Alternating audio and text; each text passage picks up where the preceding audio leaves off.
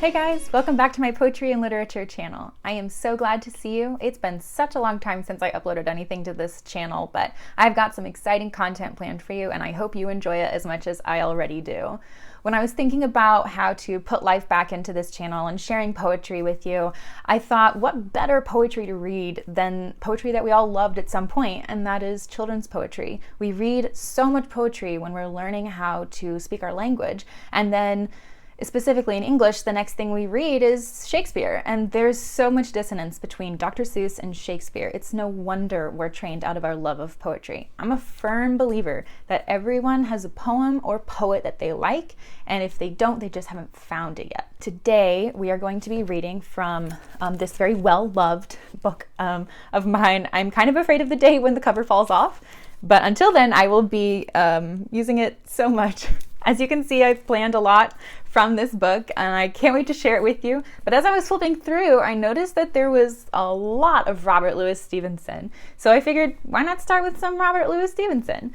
There will be a part 2 to this video just because I'm trying to keep these videos relatively short, and like I said, there's a lot. But in case you are not familiar with Robert Louis Stevenson, he was a Scottish novelist, essayist, poet, and travel writer who lived from 1850 to 1894.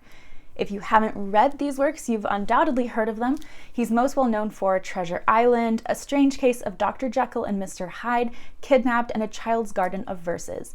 I'm sure that the poems I'm reading today, or at least some of them, were in A Child's Garden of Verses, but this is the only context I have. So I'm so ready to share these poems with you, so if you're ready, let's jump right in. Our first poem is The Swing. How do you like to go up in a swing, up in the air so blue? Oh, I do think it the pleasantest thing ever a child can do. Up in the air and over the wall, till I can see so wide, rivers and trees and cattle and all over the countryside.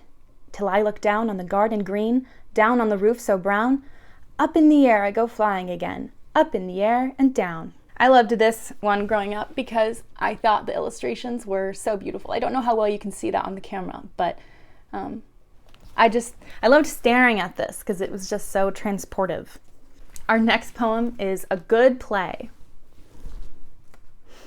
We built a ship upon the stairs, all made of the back bedroom chairs, and filled it full of sofa pillows to go a-sailing on the billows.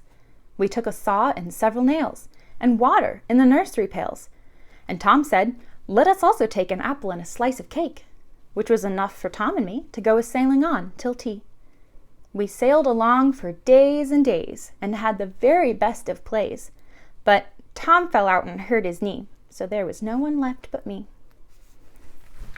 And these are the illustrations for that one. Isn't that nice? Alrighty. Our third poem is Bed in Summer. In winter, I get up at night and dress by yellow candlelight.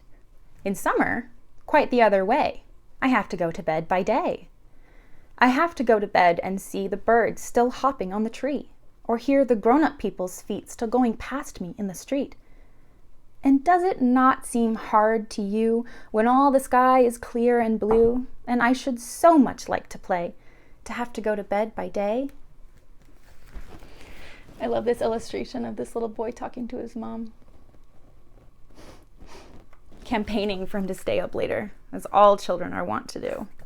All right. Our last poem is very cute, short, and sweet. It's called Whole Duty of Children.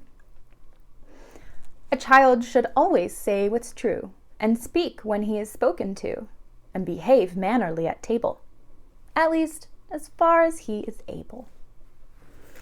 And here's the illustration for that one.